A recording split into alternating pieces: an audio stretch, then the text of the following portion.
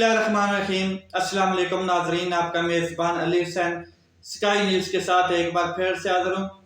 बड़ी खौफनाक स्टेटमेंट, बड़ी खौफनाक किस्म का बयान दे दिया गया इमरान खान साहब के खिलाफ। और जो साइफर केस है उसमें बहुत बड़ी डेवलपमेंट सामने आई है। एक तो प्रिंसिपल जो सेक्रेटरी थे आजम खान साहब, उनका पहले से ही 161 का बयान वो सामने आया है। वो मैं आपको एक बार सुना देता हूँ पढ़ के कि उन्होंने इमरान खान साहब के खिलाफ किस तरीके से मुकम्मल भरपूर किस्म का बयान दिया है। और दूसरा जो सबसे अहम बयान है वो वाला सफ़ीर, वो जो अमेरिका में असद मजीद साहब थे, वो भी इमरान खान साहब के खिलाफ इंतहाई अहम किस्म का बयान दे चुके हैं। और उन्होंने अपना एक स्टेटमेंट रिकॉर्डिंग नहीं बल्कि रिटन में दिया है, जिसके ऊपर FIA की स्टैंप लगी हुई है और वो नथी कर दिया गया है साइफर चलान के साथ। यानी कि इमरान खान साहब के लिए जो मुश्किल है वो बहुत बड़ी बनती जा रही है। और ये जो केस है ये 1923 के एक्ट की जो अहम शिकें हैं, जो अंग्रेज के दौर का एक्ट बना हुआ है, उसकी अहम शिकात के मुताबिक इस केस को दफात लगाई गई हैं और इंतहाई संगीन दफात लगाई हुई हैं। ये केस एक्चुअली बनाया गया था इमरान खान साहब को लटकाने के लिए, इमरान खान साहब को ताउम्र या क्या कहते हैं लंबी जेल भेजने के लिए। और इसमें जो चीजें आप सामने आ रही हैं, 28 गवाहान ऐसे हैं जो बिल्कुल अपने स्टेटमेंट्स दे चुके हैं, अपने रिकॉर्ड करा चुके हैं, किसी ने रिटर्न में दे दी है और वो 28 गवाह मौजूद हैं। ये इमरान खान साहब के ऊपर बम फटने वाला है और 23 अक्टूबर को फर्द जुर्म आयद होनी है और ये सब कुछ उठा के इमरान खान साहब के सामने रख दिया जाना है कि जनाब ये 28 गवाहान हैं जो आपके खिलाफ खड़े हैं और ये इल्जामात, ये आपके ऊपर जुर्म लगाया गया और जुर्म आप साबित करें या जो भी है उसको डिफेंड करें। मैं आपको अहम तरीन बयान जो आजम खान साहब का है, जो 161 का बयान है, वो जरा जल्दी पढ़ के सुना देता हूँ, क्योंकि उसके बाद असद मजीद साहब ने जो लेटर भेजा है उसका भी थोड़ा सा हवाला आपके सामने मैंने रखना है। आजम खान साहब कहते हैं कि इमरान खान साहब ने पाकिस्तान आर्मी के हाई कमांड के खिलाफ साइफर को अपने सियासी मकासद के और अदम एतमाद में रेस्क्यू करने के लिए खुद को प्लान तैयार किया। इस साइफर को प्लान के तौर पर इस्तेमाल किया। इमरान खान इदारों पर तहरीके अदम एतमाद के लिए दबाव डालना चाहते थे, जबकि साइफर के हवाले से स्पीकर की जो गैर कानूनी रूलिंग है उस पर भी इमरान खान साहब ने बतौर वजीर आजम हदायत जारी की थी कि ये रूलिंग आपने उस दिन को देनी है। इसके अलावा इमरान खान साहब ने साइफर की कॉपी हासिल की और बाद में मैंने जब कहा कि कॉपी कहाँ है तो उन्होंने कहा कि कॉपी गुम हो गई है। अमूमी तौर पर साइफर जिस चैनल से आता है उसी चैनल से वापस जाता है। 8 मार्च को साइफर से मुतल्लिक फॉरेन सेक्रेटरी का फोन आया, जिसमें साइफर की कॉपी वज़ीर आज़म हाउस में भिजवाने के लिए कहा गया या उसके मुतल्लिक कहा गया। फॉरेन सेक्रेटरी ने कहा कि 9 मार्च को साइफर की कॉपी वज़ीर आज़म के हवाले कर दें, जबकि वज़ीर आज़म को वज़ीर खारजा जो हैं साइफर के मुतल्लिक यानी कि शाह महमूद कुरैशी साहब साइफर के मुतल्लिक पहले से आगाह कर चुके थे। इमरान खान ने 9 मार्च को साइफर का मुआयना किया और इस पर अपनी राय दी। वज़ीर आज़म इमरान खान साहब ने साइफर को अमरीकी ब्लंडर कहा और इस पर अपोजिशन और इदारों के खिलाफ एक मौसर बयानिया तरतीब देने के लिए हदायत जारी कर दी।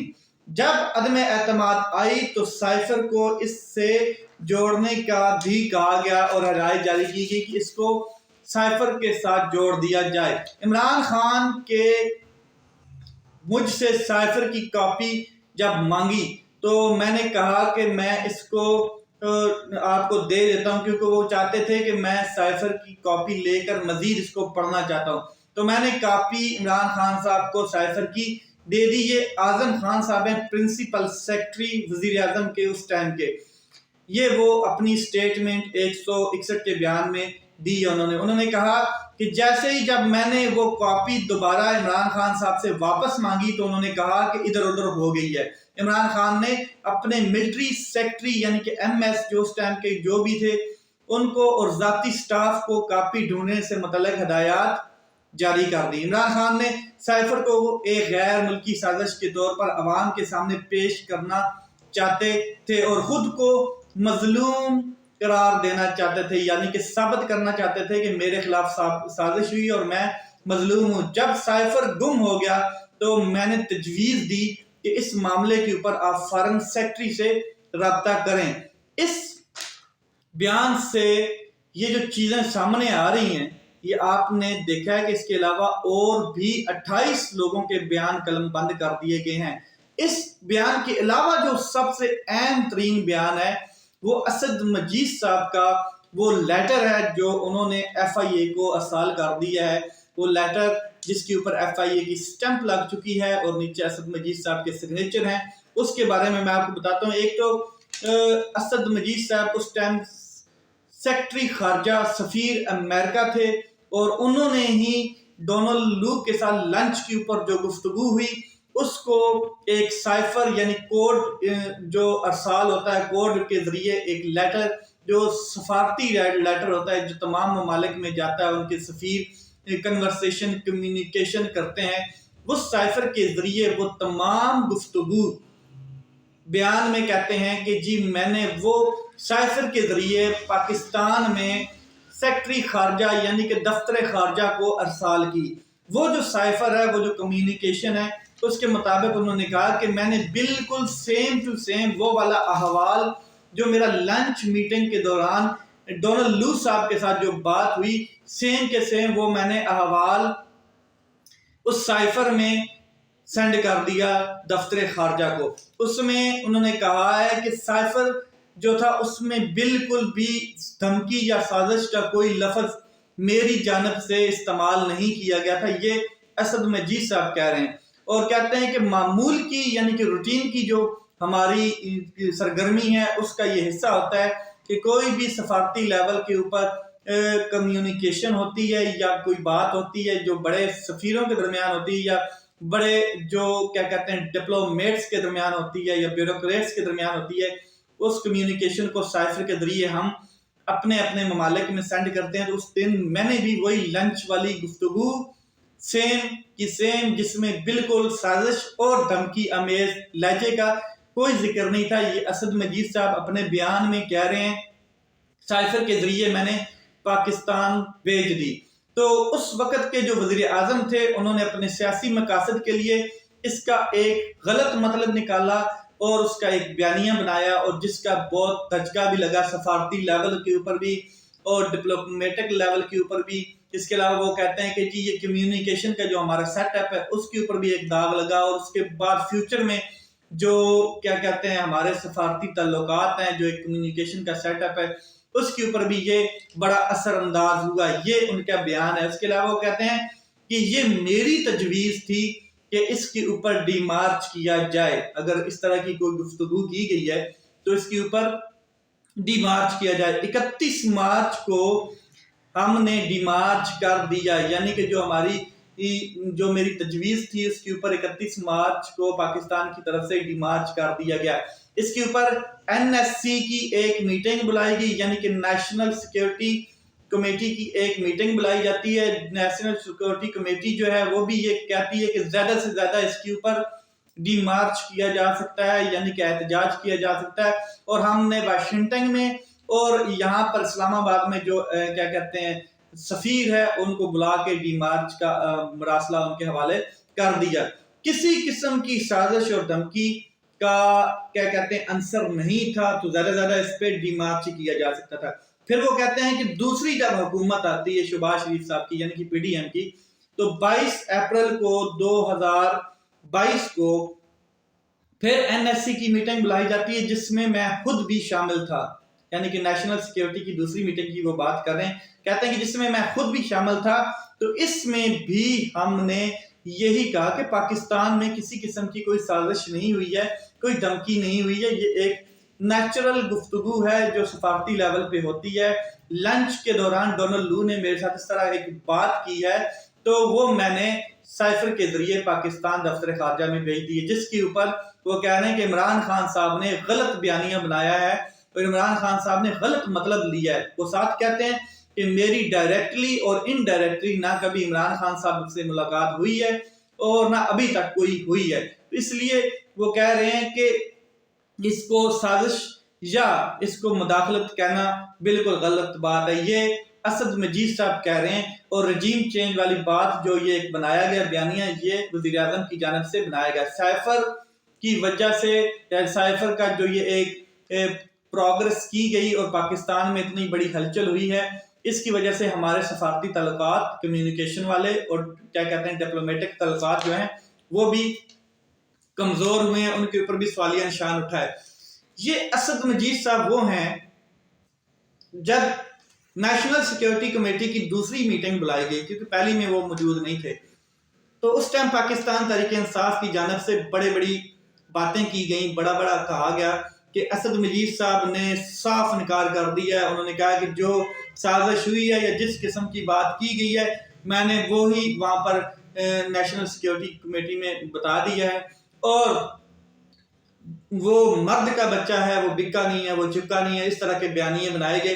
لیکن یہ آج اس نے مکمل پاکستان تحریک انصاف کے غبارے سے ہوا نکال دی گئی ہے، اور مکمل اس نے عمران خان صاحب کے خلاف سٹیٹمنٹ دے دی ہے۔ اس لیے کہتے ہیں کہ جلد بازی اچھی چیز نہیں ہوتی، کیونکہ اگر پاکستان تحریک انصاف کو توڑنے میں طاقتور کامیاب ہو چکے ہیں، اور وہ انہوں نے بڑے مطلب کہ کارکنان کو، بڑے جو سینئر رہنما تھے ان کو توڑ دیا ہے، جس طریقے سے بھی توڑا یہ آپ نے دیکھا ہے پچھلے 16 ماہ میں، تو یہ ایک سفیر جو ایک حکومت کے اندر ہے اور جس کے اوپر طاقتور کا پورا کنٹرول ہوتا ہے، تو وہ بہت کچھ ہو سکتا ہے۔ آپ بٹوین دی لائن یہ بات سمجھ سکتے ہیں۔ عمران خان صاحب کے حوالے سے اگر میں بات کروں تو 28 گواہ تیار کر لیے ہیں، 28 گواہ مکمل طریقے سے اپنی سٹیٹمنٹ، 161 کے بیان، لیٹر، جس طریقے سے بھی وہ دینا چاہتے تھے انہوں نے دے دیے ہیں۔ وہ عدالت میں بیان پیش بھی ہوں گے اور وہ جو گواہان ہیں وہ بھی پیش ہوں گے۔ عمران خان صاحب کے لیے شکنجہ تیار کیا جا چکا ہے، اور اب بات رہی جو لیگل ٹیم ہے عمران خان صاحب کی، اگر تو لیگل ٹیم عمران خان صاحب کی بھرپور طریقے سے لیگل پوائنٹس کے اوپر آ کے سیاست کو پیچھے رکھ کے معاملات کو ہینڈل کرتی ہے، تو عمران خان صاحب کو سزا ہونے سے بچ جائیں گے، ورنہ جس طریقے سے عمران خان صاحب کے خلاف یہ شکنجہ طاقتور کی جانب سے تیار کر لیا گیا یا پھانسی کا پھندا، تو یہ لگ نہیں رہا کہ عمران خان صاحب بہت جلدی باہر آئیں یا ان کے خلاف یہ معاملہ جلدی حل ہو جائے۔ اس کے علاوہ پاکستان تحریک انصاف کے ساتھ ایک اور رابطہ ہوا ہے، اس کے اوپر بھی میں تھوڑی سی بات کر دیتا ہوں۔ نگران حکومت کی جانب سے پاکستان تحریک انصاف کی قیادت سے رابطہ کیا گیا ہے۔